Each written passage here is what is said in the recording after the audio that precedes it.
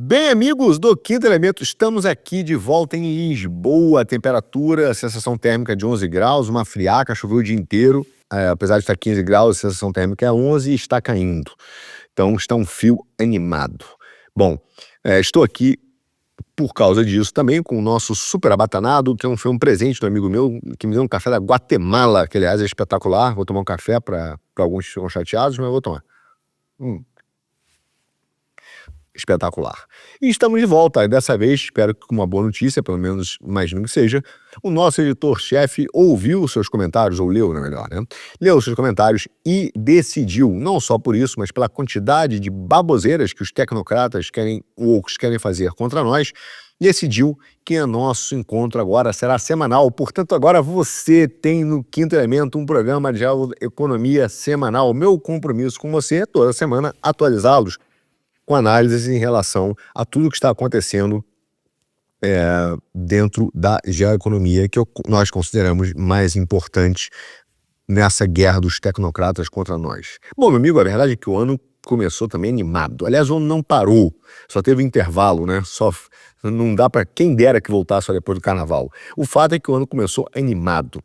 E começou com um ataque, na verdade, dos globalistas financeiros internacionais, um movimento deles, em alguns momentos retroagindo em alguns pontos, porque sentiram que precisavam dar 2 passos para trás para fortalecer certas bases, não só acadêmicas, né, políticas e econômicas, para depois continuar o plano de maldade deles, principalmente por causa da mudança do cenário político mundial, e esse é um dos assuntos importantes.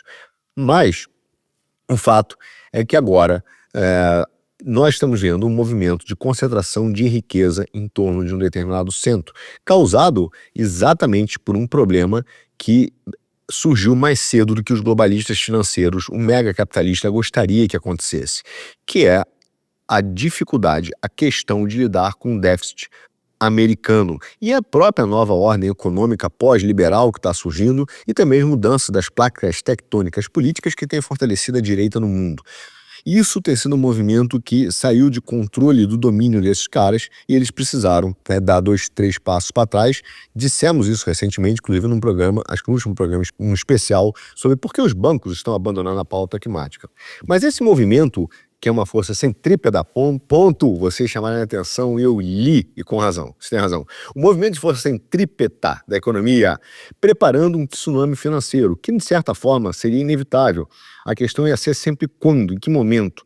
E parece que esse tsunami irá acontecer ainda no primeiro ou segundo ano do governo Trump, é difícil prever, mas o fato é que o próprio Trump tem levantado preocupações com isso e falado que, muito provavelmente, a depender de certas coisas, nós enfrentaremos uma crise pior do que 1929. Isso porque o déficit, o custo americano, está absolutamente inadministrável, e a partir do momento em que houve a traição da China, né, como já falamos exaustivamente no Quinto Elemento, esse déficit e esse gasto se torna algo insustentável, a partir do momento em que não há mais a possibilidade, ou a redução pelo menos, da esterilização dos dólares em títulos da dívida americana. E nós vamos falar sobre isso, porque a saída do Trump não é óbvia, e ele entende que não é apenas um governo, ele está se formando um projeto político e ele depende de aliados internacionais. Não por menos, o Elon Musk já está também fazendo uma agenda internacional, conversou, como já falamos um pouco em 2 programas atrás, com o Irã, mas também está apoiando a AfD na Alemanha e também está apoiando partidos de direita na Inglaterra, porque ele entende a urgência e a necessidade de transformar não só a economia, não só a política, mas também as instituições que existem no mundo.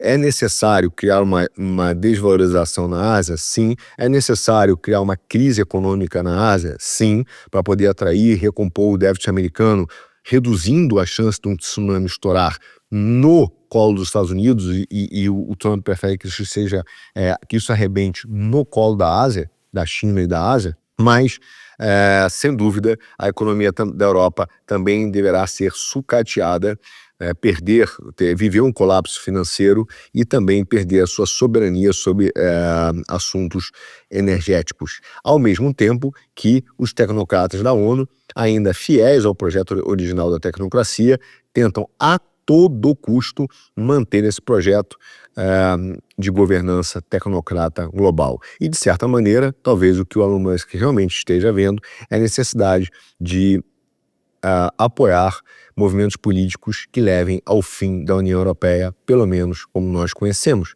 Mas como será 2025? Eu acho que, eu até escrevi um Twitter sobre isso no início do ano, lá no X,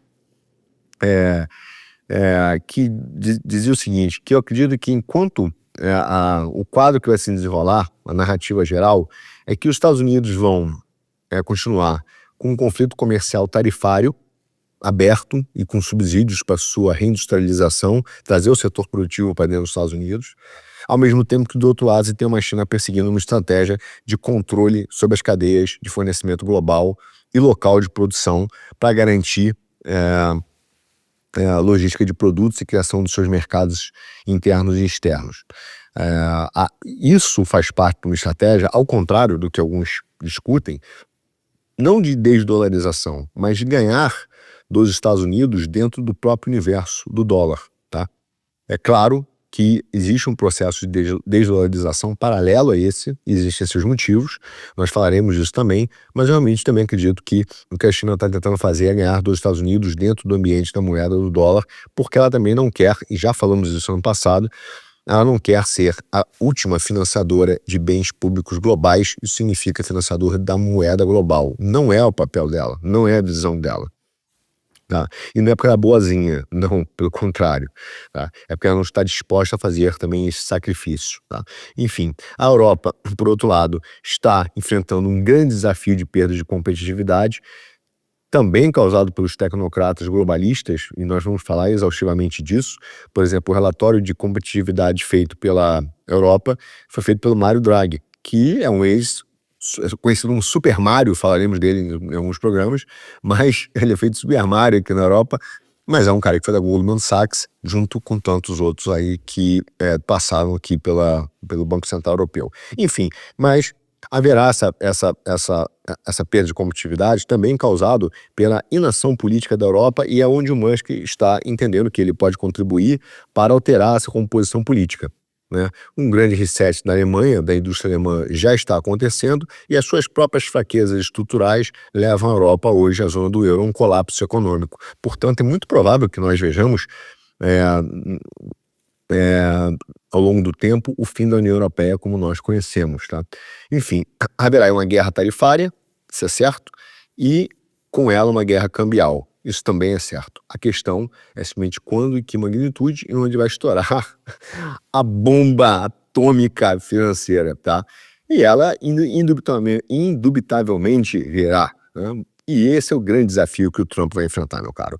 Não será um desafio econômico, mas também político e histórico. O Trump enfrentará a implantação de uma estratégia de poder que tem quase 55 anos sendo imposto, que é a partir de 1970, já falamos disso, a Comissão Trilateral de Carter e Brzezinski e David Rockefeller, mas que também tem suas origens históricas no James Byrne, que fundou a CIA, deu a política também internacional da OTAN, escreveu o livro da Sociedade Administrativa, dos tecnocratas, que surge em 1934, pós Grande Recessão, quando há uma janela de desesperança na população em relação a políticos e ao sistema capitalista, e que tem também suas origens no positivismo e alguns, no caso da economia, nos fisiocratas. Enfim, já falamos disso no passado, vamos entender qual é a crise que o Trump enfrenta, porque ele enfrenta uma única crise.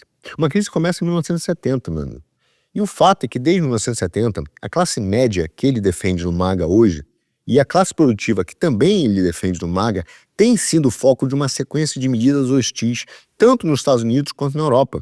Porque esse foi o início da expansão tecnocrata, e essa é a visão dos tecnocratas: eliminar progressivamente a classe média, as pequenas e médias empresas, consolidar o poder nos oligopólios e proletarizar a classe média. Tá? Em agosto de 71, acho que foi 15 de agosto, o Nixon abandonou de vez o padrão ouro. E nesse momento, a gente tem que entender que aí tem um estopim de uma crise que vemos até hoje, que é, e ele fez isso, né, até porque existia na convenção do padrão ouro, ele abandona essa convenção, porque é uma convenção, porque ela exigiria dos Estados Unidos uma deflação econômica que ele não topou suportar. Então ele simplesmente exportou esse problema para outros. A verdade agora é, será que os Estados Unidos os Estados Unidos conseguirão exportar essa deflação, essa recessão para a Ásia, como fizeram no passado? Enfim, é a grande pergunta que o Trump vai começar a enfrentar agora, e por isso que não é só um problema econômico, político, ideológico, histórico, tá? Porque ele está enfrentando isso aí. E nessa época foi a primeira vez na história que nós não tivemos uma moeda com padrão metálico. E o resultado foi uma grande indisciplina dos governos. Foi a maior criação de moeda e crédito da história, meu amigo. Tá? Então eles emitiram muita moeda e muito crédito a fim de começar realmente a fazer valer a destruição progressiva da economia mundial para evitar essa deflação nos Estados Unidos e implementar um novo sistema político que seria de fato a tecnocracia e o The Growth, que surgem todos nessa época. Clube de Roma, o The Growth e até mesmo aí o novo padrão monetário, né, pós-Bretton Woods, e também, atenção, a implementação de um pequeno simpósio. Um simpósio feito por um modesto professor de administração chamado Carl Schwab. Em 1971, Carl Schwab, que é um administrador, fruto da classe administrativa e gerencial, né, pensada pelo James Byrne no seu livro, e pelos tecnocratas,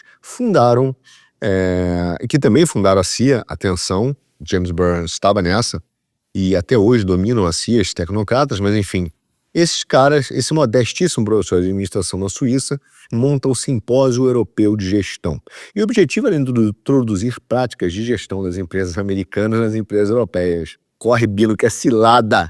Pois bem, esse modestíssimo professor criou o Simpósio Europeu de Gestão, que depois se metamorfoseou no Fórum Europeu de Gestão, que depois se metamorfoseou no Fórum Econômico Mundial. Pois bem, meu amigo, é isso aí.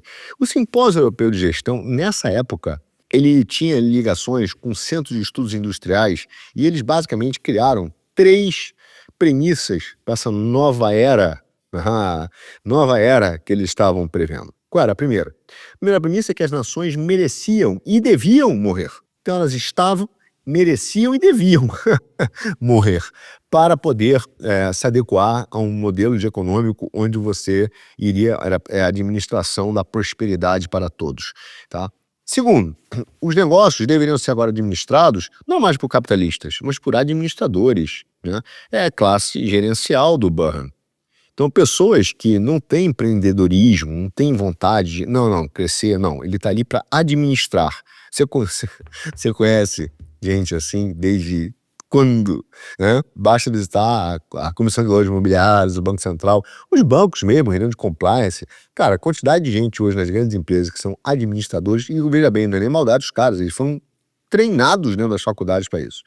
Mas essa ideia vem desta premissa do sistema, na época, Simpósio Europeu de Gestão. E terceiro, não seriam mais os governos que deveriam liderar a sociedade, mas as empresas. Ou seja, meu amigo, esses 2 fatores, que é a enorme expansão do crédito monetário com a destruição do sistema monetário internacional, transformando o sistema produtista para o sistema rentista, junto com uma sociedade tecnocrata liderada pelas empresas, resultou nesse modelo que você conhece como globalização neoliberal. Essa ideia que surge lá em 1938, no simpósio de Lippmann, já falamos disso, que participou Mises, participou Hayek, essa ideia de transformar a Constituição numa Constituição econômica mundial. Então, a ideia que o liberal não gosta de Estado, etc., porque ele é livre, é mentira. Ele não quer que essa liberdade, ele quer, na verdade, que esse controle e a soberania deixe de ser local dos Estados-nação e passe a ser mundial, tá? Então, é por isso ele quer te libertar de uma gaiola para te jogar em outra. Basicamente é isso, tá? Mas, enfim, esse modelo é que é o resultado da globalização neoliberal que nós vimos, é a ideia de uma constituição global e de órgãos administrativos globais que garantam essa constituição.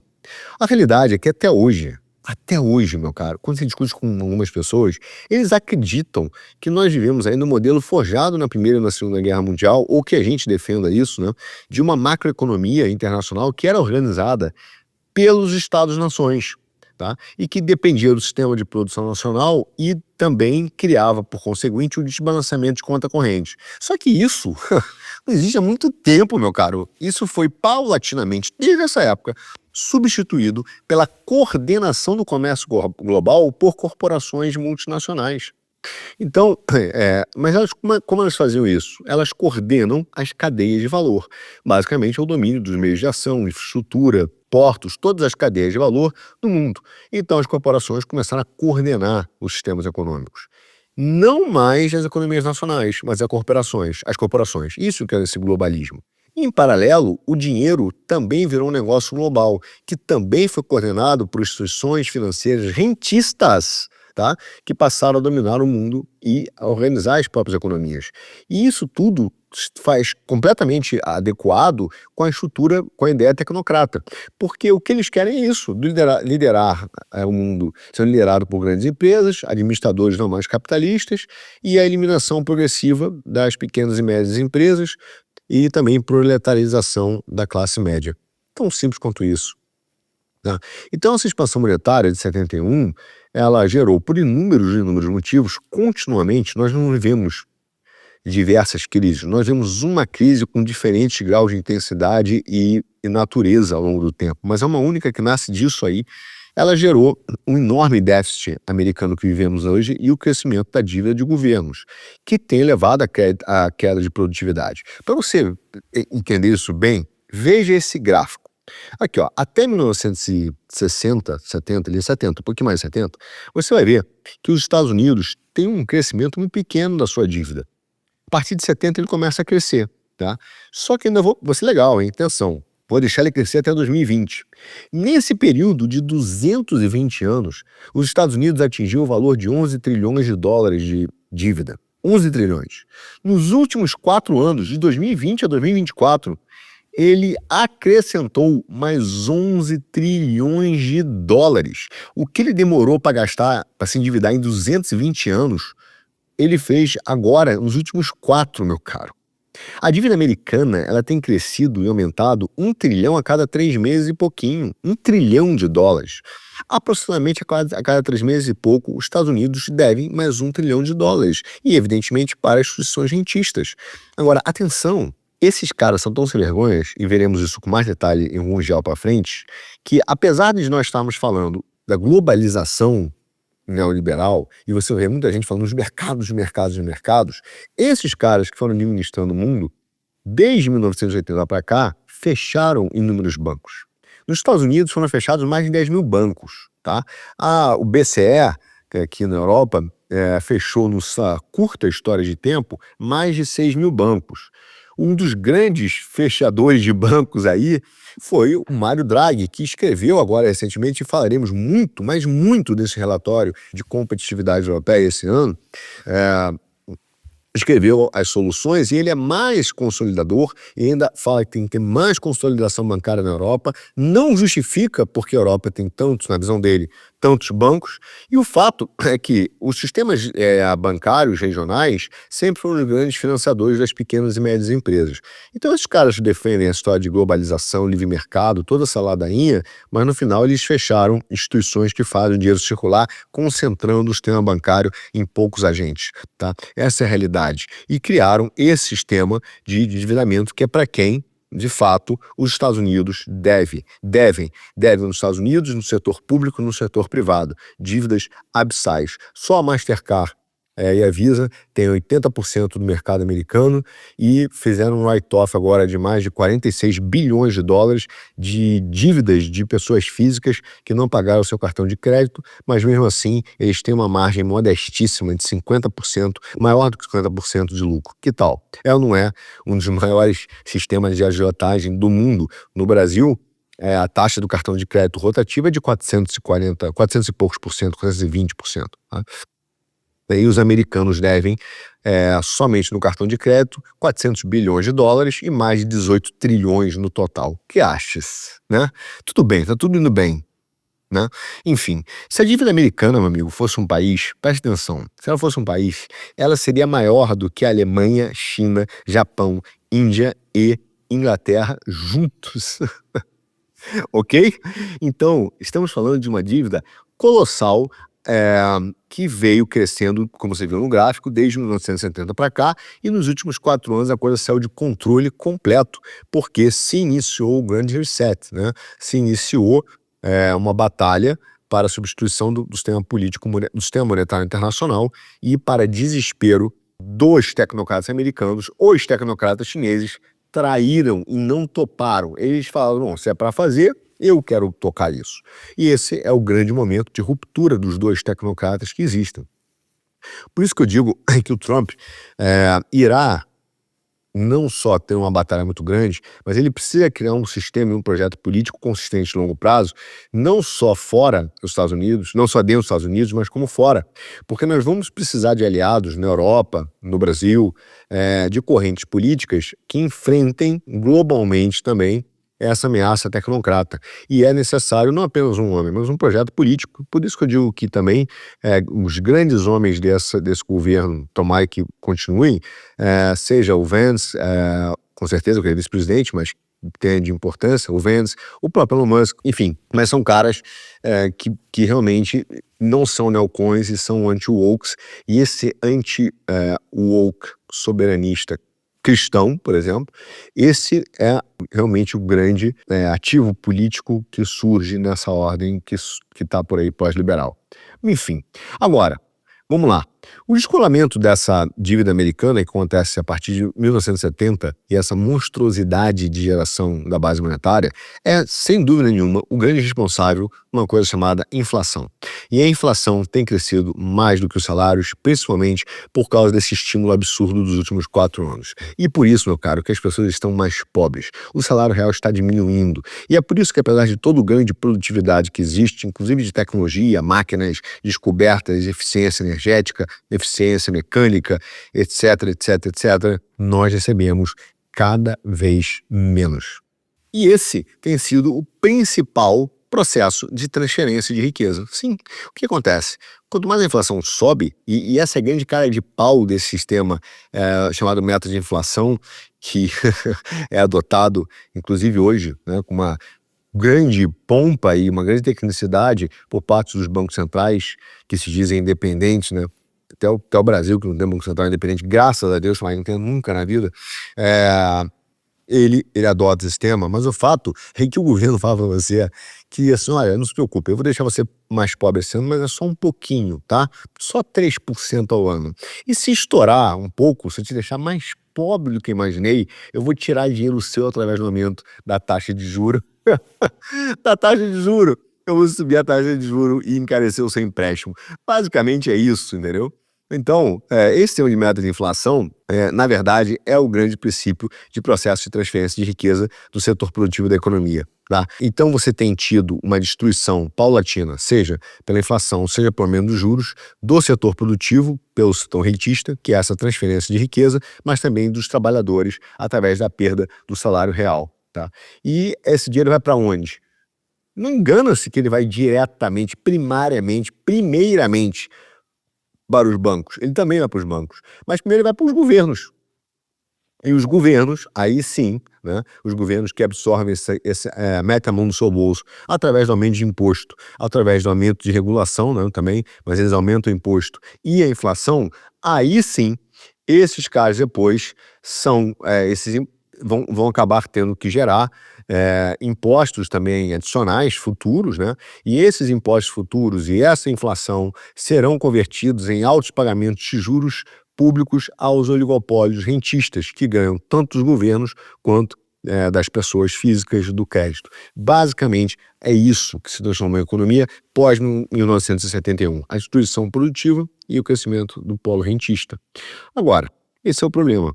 Isso vem crescendo de forma desproporcional e será o grande desafio do Trump no curto prazo. A grande pergunta que hoje todos se fazem é como financiar esse enorme déficit americano, principalmente pós-traição da China, e o que ele representa na vida das pessoas.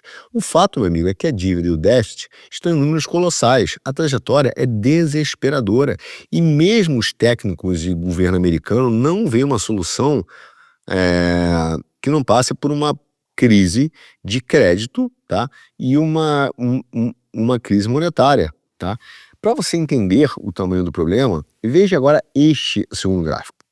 Olha só, o crescimento da dívida americana, tá aqui na parte de cima, é 4 vezes maior do que o crescimento na parte de baixo, que é a economia americana. Veja, ele descolou.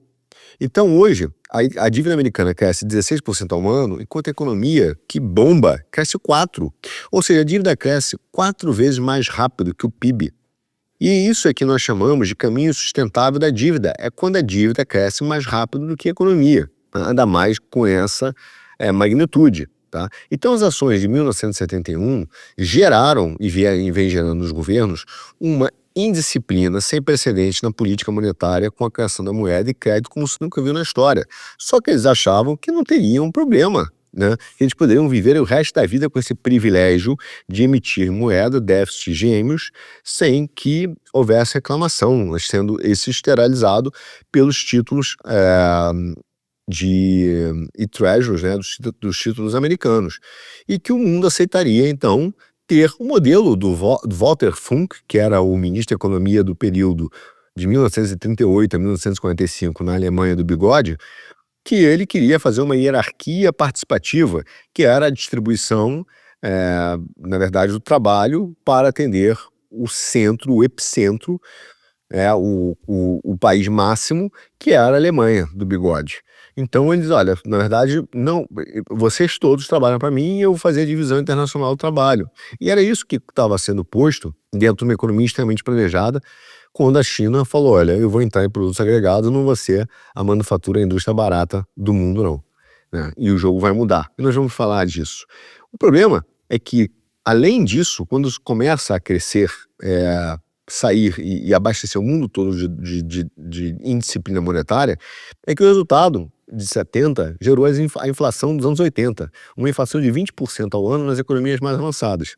E aí vem o nosso queridíssimo Paul Volcker e ele faz a destruição planejada da economia mundial a fim de que também ele simplesmente acabasse com o crescimento da Alemanha, do Japão, a revolta do sul global, também o início da insurgência dos países que produzem petróleo não serem mais fornecedores de matéria-prima, e ele faz um choque de juros que acabou destruindo a própria manufatura americana, tá? Que era a ideia, inclusive, inicial da Comissão Trilateral, e acaba, então, com essa indisciplina monetária criada pelo fim do padrão metálico, tá, do dinheiro, e inaugurou uma época de disciplina fiscal que vai ser chamada pelo Bernanke no futuro, né, de a era da grande moderação, e chegaremos lá. Calma.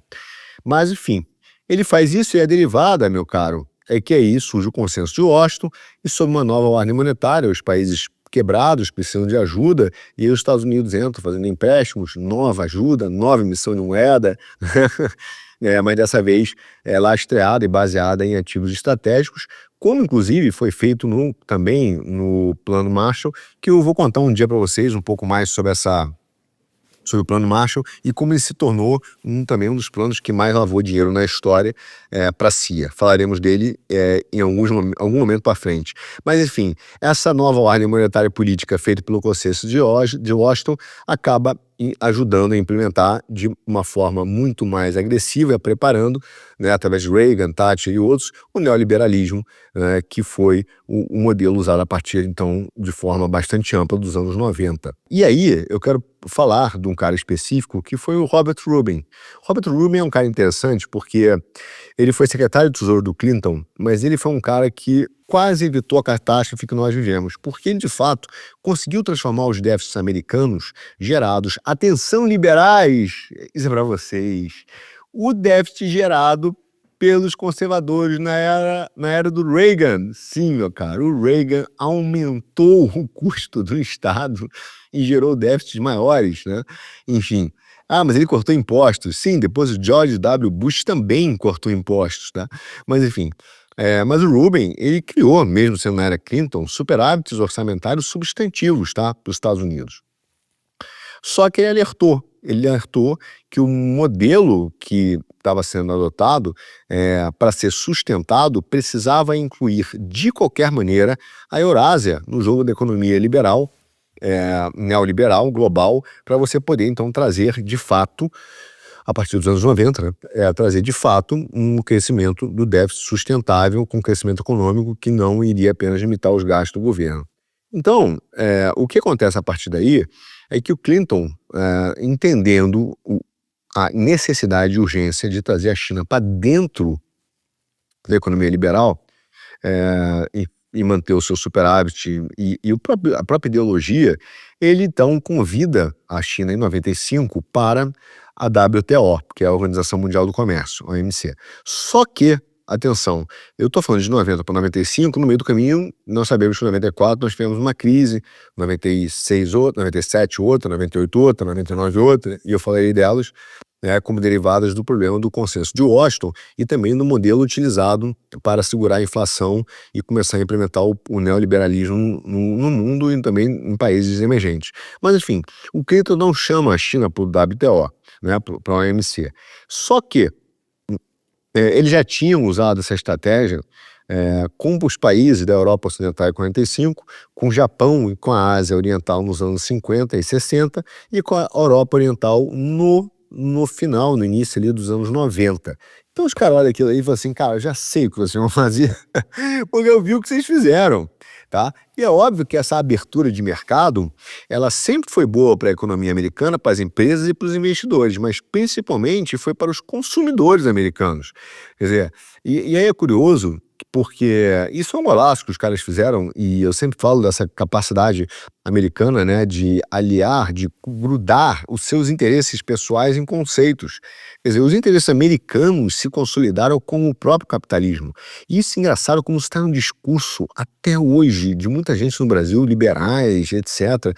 Porque quando você faz uma crítica, por exemplo, aos interesses americanos, e não ao sistema capitalista, mas aos interesses americanos que estão representados em uma determinada ação, imediatamente o que se questiona é a sua própria fidelidade ou adesão ao capitalismo. É como se você fosse comunista porque você está discutindo com os interesses americanos, não contra o sistema do capital ou contra a livre iniciativa, né?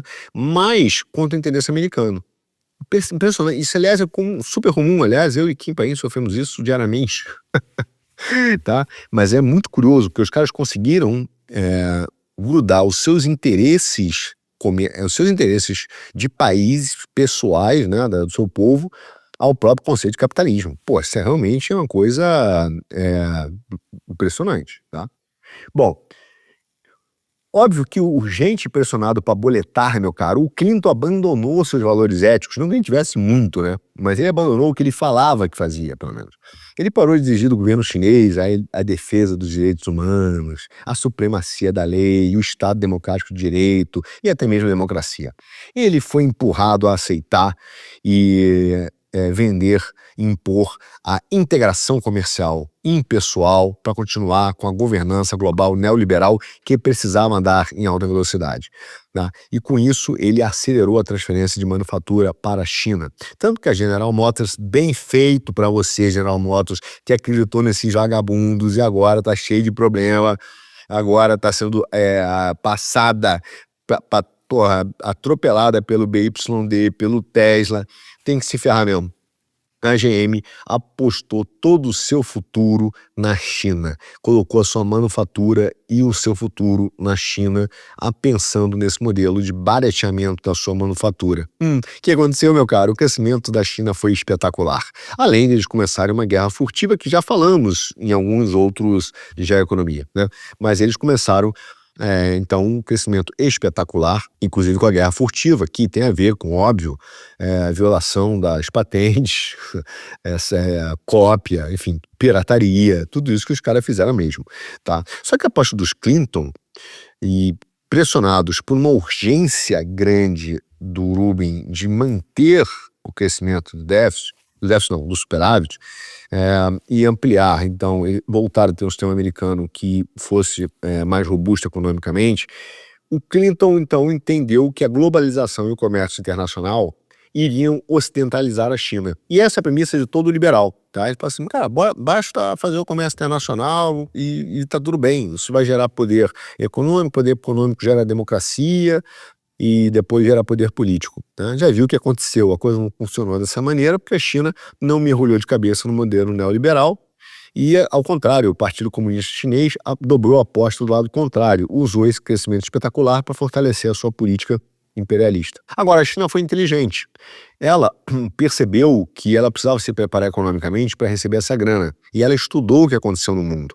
E ela fixou, como várias outras moedas, que nós vamos falar, mas ela fixou a sua moeda em relação ao dólar, tá?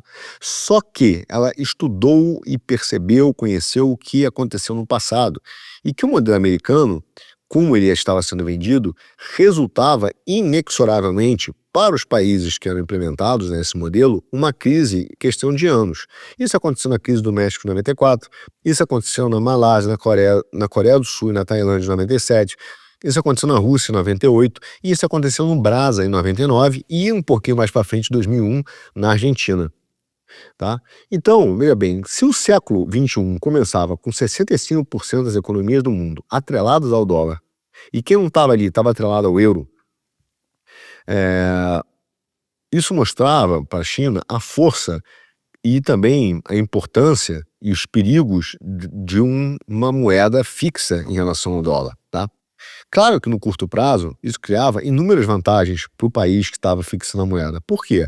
Primeiro, se ele tem uma moeda fixa com dólar, em que a moeda dele está mais forte do que deveria ser, significa que importar para ele fica mais barato. Então eles importaram muito, aumentavam a importação de produtos bons e novos.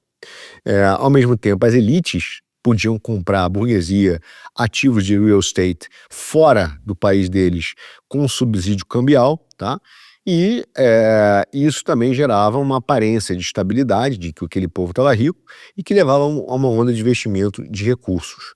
O que aconteceu, na verdade, meu amigo, aí essa onda de recursos incentivava a economia local, claro, e criava um desbalanceamento de conta corrente. Só que, vamos lá, isso aconteceu, veja bem, essa história não é nova. Quando você vai aqui em Portugal, a história do ouro, eles chamam de maldição dourada, tá? No livro do Nuno, não sei o sobrenome dele, muito bom, né? Que é As Causas do Atraso Português. Ele mostra que quando o ouro veio para Portugal, isso foi um dos motivos do atraso português, porque eles começaram a ficar mais ricos, houve uma depreciação, né, cambial, as moedas deles, né, ficaram mais fortes, então ele começou a importar de forma mais barata. Então era mais barato comprar produtos da Inglaterra. E o volume de Portugal que estava comprando não era o suficiente para impactar o preço, porque Portugal era pequeno em relação ao mercado inglês e ao mercado que a Inglaterra vendia.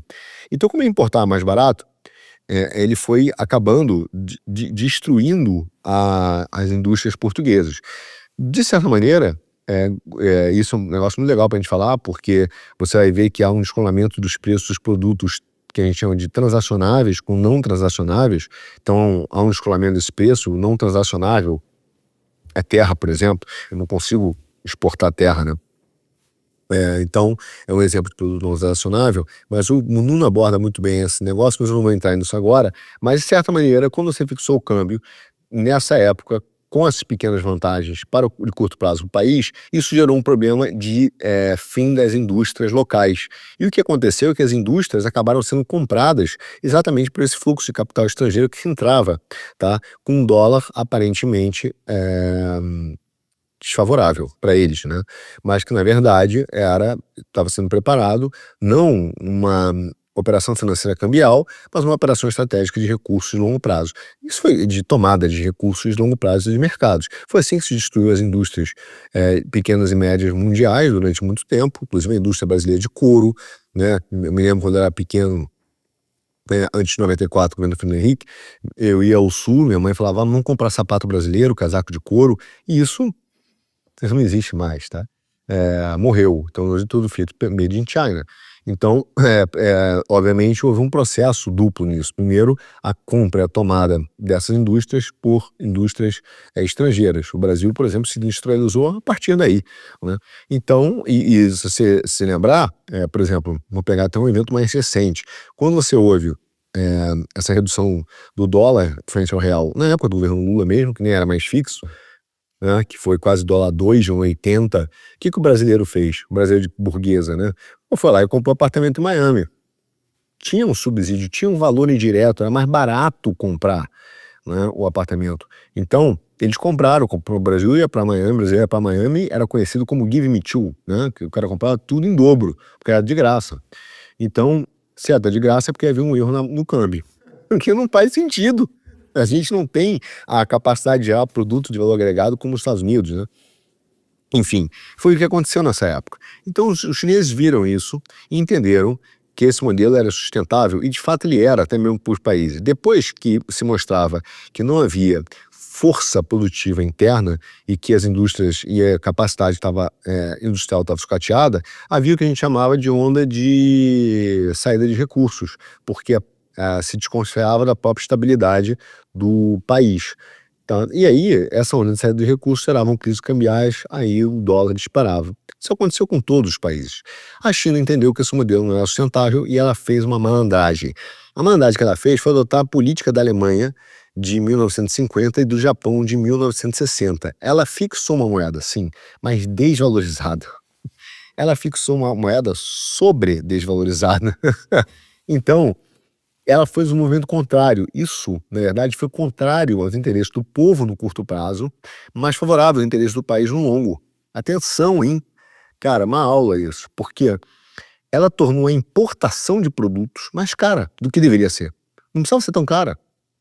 Isso diminuiu o padrão de vida chinês. Se ele podia comprar um produto super maneiro feito nos Estados Unidos e que o certo deveria ser pagar, sei lá, R$ 100 por isso, ele estava pagando 200. Porque a China fixou uma moeda super desvalorizada. E aí levou então a China a exportar, ainda por cima levou então a China, que estava exportando seus produtos, exportava, havia uma economia exportadora em massa. Por quê? Porque ela agora tinha uma moeda que estava super desvalorizada, ou sobredesvalorizada. Só que ao mesmo tempo, quando ela recebe os dólares, ela recompra, ela emite moedas para que esse dólar que é para o cidadão dela, né, para a reserva cambial, ela emite moeda e ela compra treasury. Então ela simplesmente faz essa esterilização do dólar, como a gente chama, mas o que ela está fazendo também na prática, ela está exportando o capital que é dela em dólar para financiar uma América rica, uma América compradora. Ela está financiando os consumidores americanos a comprar produtos de onde? Das suas próprias fábricas. Porque ela vendeu um sapato, entrou o dinheiro do dólar, ela não investiu no mercado interno apenas, né? Ela investe pedaço no mercado externo, mas ela emite moeda em yuan, por exemplo, mas ela devolve o dólar para o treasury. O cara recebe aquilo lá, agradece, empresta para os bancos, que empresta para todo mundo, bolha financeira, dinheiro sobrando, o dinheiro volta, né? E ela vai fazendo isso. Por isso que o superávit da China saiu de 2002 de 83 bi para em 2009 227 bi. Tão simples quanto isso. Para manter isso, o governo chinês, então, o que ele fazia? Comprava esses dólares na sua própria moeda. Só que isso gera inflação, meu caro. Ela vai emitindo moeda.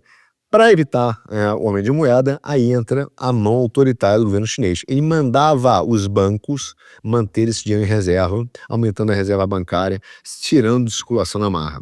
Não só fez isso, como ao mesmo tempo em que a Europa e os Estados Unidos reduziam o número de bancos nos últimos 40 anos, eles criaram 5.000 novos bancos para irrigar os sistemas de crédito das pequenas e médias empresas e não depender de concentração de sistemas bancários. Só isso que os caras fizeram, tá? E isso para manter reserva e financiar as médias empresas na China. Atenção, não é que lá esteja uma maravilha. Em breve falaremos, inclusive, da crise estrutural da economia chinesa. Mas eu estou mostrando que os caras optaram em uma estratégia de país em detrimento do benefício de curto prazo da população. E essa foi a premissa liberal errada do Clinton no final das contas. Sim, cara, eles vão aproveitar o câmbio, não vão sobre-desvalorizar. Eles vão sobrevalorizar. E aí o cara vai ter importação, um bando de produto novo que o chinês nunca viu na vida, vão ficar animadíssimos e depois vão ficar refém do crédito. Pimba, fizeram o contrário, meu caro, tá? E isso parte de um princípio de uma visão não liberal do mundo. Bom, no ano 2000, então, quando você vai ver, obviamente, já se percebia que a moeda estava sendo usada de forma desleal. E surgiam no Congresso americano já inúmeros, dezenas de projetos acusando a China de manipulação cambial, inclusive em violação às regras da Organização Mundial do Comércio, demandando para eles uma série de sanções. Sabe o que os democratas fizeram? Rosca, Roskovski, porque eles estavam felizes com a implementação da ideologia do neoliberalismo. Então não entraram nessa discussão e deixaram esse superávit estratégico se recompondo, achando que em algum momento a China iria mudar e alterar para uma ocidentalização da China. Tá? Enfim, o fato é que tudo isso que eu estou contando é para explicar a situação de hoje que o Trump enfrenta com o alto déficit e a sua alta dívida, e eles não têm outra saída, a não ser partir para uma guerra de tarifas, porque a China não irá alterar sua moeda, não livremente. Ela até fez uma desvalorização na época de 20%, mas é muito pouco. Então, ela precisa recompor, os Estados Unidos precisam recompor as suas reservas urgentemente e reduzir a taxa de juros, senão vão enfrentar uma bomba de nêutron no seu colo. E essa guerra tarifária e cambial é para empurrar isso para a Ásia. Tão simples quanto isso. Tá? Agora, para recompor suas reservas cambiais, não cambiais, suas reservas, e recompor, eliminar o seu déficit e começar a desenvolver o sistema produtivo, eles precisam ter uma atração magnética dos recursos da economia, e isso, meu caro, já começou. Por quê? Vamos lá, o Financial Times recentemente, no final do ano passado, já noticiou. A Bolsa de Londres, por exemplo, está deslistando ações, né? As empresas estão se deslistando de Londres e estão indo listar em Nova York. Aparentemente é porque existe uma arbitragem, né, de prêmio. A Bolsa está pagando em Nova York, ele está lá, um prêmio pela liquidez superior ao que tem na Bolsa de Londres, o que não faz sentido nenhum. Esse gráfico, nós vamos falar daqui a pouco dele, mas é uma arbitragem significativa. Tá? Isso por quê? Porque os Estados Unidos estão atraindo capital. Essa atração magnética do capital dos recursos na base da pressão política, regulatória e monetária. Tá? Então ele já anunciou isso. Da mesma maneira, os fundos americanos estão entrando, sentando o sarrafo na indústria de fundos europeus. Não por performance, por custo. Eles estão tomando o dinheiro que hoje é administrado por a indústria de gestão de recursos europeia. Ao mesmo tempo, os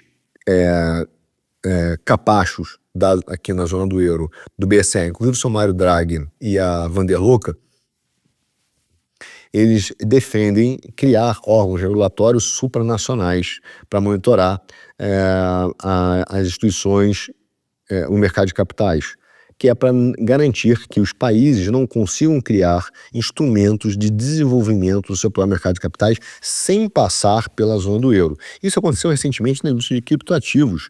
O MiCA, que é o Market, eu gosto de ser o I, mas é Market Crypto Assets. Então, é uma regulação do mercado de criptoativos, ele não pode mais ser feito, tá, com a entrada agora esse ano, por reguladores locais. Então, todos esses caras são feitos por reguladores internacionais. Então, por exemplo, Portugal agora, saiu uma notícia dizendo que Portugal, por exemplo, não pode mais opinar sobre a regulação de criptoativos, que depende do MiCA. Você entende? Então, o que está rolando? Está rolando é que os caras estão concentrando a regulação aqui em cima para garantir que isso aqui continue ineficiente para o fluxo para os Estados Unidos, porque eles precisam atrair capital para financiar o seu déficit. É exatamente isso que a gente está falando. Há, de certa forma, um saque legítimo e legal, mas é um saque, tá? sobre o mercado europeu. Tá? E agora, você está dizendo assim, Arthur, mas por que você está falando isso? Por que eles estão fazendo isso? Por que os caras estão saqueando os mercados, tendo essa atração magnética? Porque eles precisam financiar o déficit. E o déficit não está sendo mais financiado através apenas de títulos públicos. Veja o gráfico abaixo, amigo. Veja esse gráfico aqui. Ó. A China e o Japão, desde 2000 e tanto, já diminuíram o valor do título de títulos americanos em posse deles. Veja esse gráfico, tá? Quem que está atraindo, quem que está financiando, aumentando o financiamento em títulos públicos são os bancos. Quando você fala aqueles que estão internamente segurando os títulos americanos, pode ser pessoas físicas, né? Enfim, através de bancos, fundos mútuos, através de bancos, mas são investidores e os grandes bancos, os grandes credores, através dos bancos, que estão segurando isso porque estão recebendo uma chuva de dólares. Seja essa chuva de dólares para investir no mercado de ações, então o cara entra dinheiro, compra as ações, no preço lá em cima, esse dinheiro sobra no Banco Central e o Fed emprestam para os bancos, esses caras vão lá e compram o título público. Então existe esse modelo de financiamento do mercado de Treasury já dentro do setor bancário americano, não mais pelos países. Eles estão diminuindo a quantidade de Treasury. Ainda é alta, claro que é, mas estou dizendo que eles estão diminuindo pessoalmente. Tá? Agora, quem tem mais aumentado a compra são os bancos e até mesmo as empresas que vivem ou investem, mas que estão fora dos Estados Unidos, aumentam a sua participação em títulos do mercado americano, de ações, não em títulos do Treasury. Hoje, 60% da carteira dessas empresas que estão fora do mercado americano são empresas investem no mercado de ações. Só que ele está caríssimo, meu amigo. Ele está caríssimo. Olha o mercado americano de ações aqui. Ele vale mais hoje. Olha que loucura, eu já falei isso num programa especial, mas vou falar de novo. Olha esse gráfico. O mercado de empresas listadas nos Estados Unidos vale 64 trilhões de dólares. Todas as demais empresas listadas do mundo valem 62 tri. 64 trilhões contra 62. Os Estados Unidos estão concentrando o valor de mercado das suas ações, atraindo liquidez na marra. Tá? O mercado americano hoje de ações é concentradíssimo. O índice hoje é representado, em termos de peso, em quase 35, 30 e poucos por cento, não é que nós chamamos de 7 magníficas, que é a Apple, Amazon, Microsoft, Google, Tesla, Nvidia e Alphabet. Ou seja, Apple, Amazon, Microsoft, Google, Tesla, Nvidia e Alphabet seguram a Bolsa Americana neste valor que está dando, olha esse outro gráfico aqui, de múltiplos, que está dando um múltiplo de 22 vezes o lucro, tá? O preço sendo 22 vezes o lucro, e enquanto na Europa esse número é 8 pontos percentuais a menos.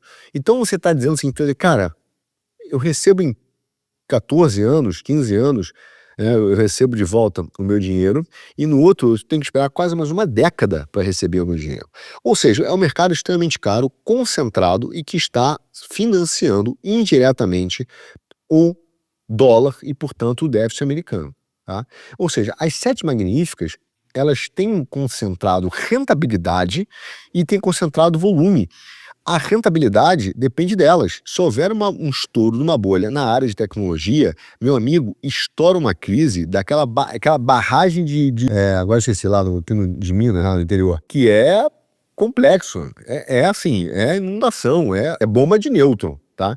E isso gerará uma recessão imensa nos Estados Unidos. Imensa, uma deflação brutal. Então, é óbvio que hoje os Estados Unidos dependem urgentemente da manutenção desses valores. Não por menos o que o Elon Musk está dizendo, cara, a gente precisa de mão de obra urgente, tragam os melhores para cá, porque nós precisamos garantir que esses caras, de fato, tenhamos aqui mão de obra para industrializar em tecnologia, competir com chips e todo tipo de ativo de valor, drones, armas e o que for, competir com a China. Tá? Então, essa é a grande estratégia e a grande dificuldade do Trump agora. Como ele vai continuar financiando o déficit americano? O déficit americano hoje cresce em números absolutamente assustadores. Tá? E veja bem, o mercado de ações hoje, que sustenta o dólar e o déficit americano, tem a preocupação de que esse número do déficit e esse número que precisa para sustentar o dólar vai crescer ainda mais. E esse é um medo que o Trump tem do estouro de uma bolha de forma antecipada. Eu já falei em alguns programas, mas no próximo ano vencerá 9 trilhões de dólares de título. Se eles tiverem um problema de rolagem de aumento de juros, o custo da dívida americana será ainda maior, o que piorará o déficit. Tá? Então hoje os Estados Unidos já sofrem disso. E aí você pega o budget do Congresso, né, feito pelo Congressional Budget Office americano, ele é uma peça de horror, cara. Ele é uma peça de horror, porque ele prevê, na maior tranquilidade do mundo, o maior déficit da história, mesmo maior do que o equivalente a período de guerra, que é um déficit de 6% do PIB. E esse é o cenário base. O cenário base, assim, o cara fala assim, não, isso aqui é um mínimo que pode acontecer. Recorde de arrecadação de imposto, não é o que o Trump prometeu, mas o budget fala de recorde de arrecadação de imposto, queda da taxa de juros, portanto, menor custo do carregamento da dívida americana, e simplesmente trabalha com o cenário de que não haverá recessão nos próximos 30 anos.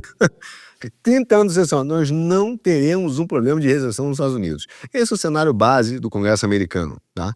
Só que o aumento da base monetária, meu amigo, e, obviamente, da inflação, elevou nos últimos 4 anos o preço das coisas, que é da grande gritaria inclusive de porque a Kamala perdeu a eleição, né? A inflação do Biden. Esse apoio, esse investimento em Estado social do Biden para ganhar a eleição de qualquer maneira, em face dos problemas econômicos americanos, elevou o preço do supermercado em torno de 25%. Tá? Só que coisa é pior, porque não só as pessoas pararam de comer comida tradicional porque ficou cara, mas eles foram para o fast food. Então o fast food aumentou em 30% o preço em relação ao passado dos últimos 4 anos. E pior ainda, o McDonald's, pra você ver o tamanho da loucura, aumentou em 70%. Ou seja, as pessoas estão trocando alimentos que subiram de preço por comida ruim. McDonald's é comida ruim. Desculpe, McDonald's, mas é uma M.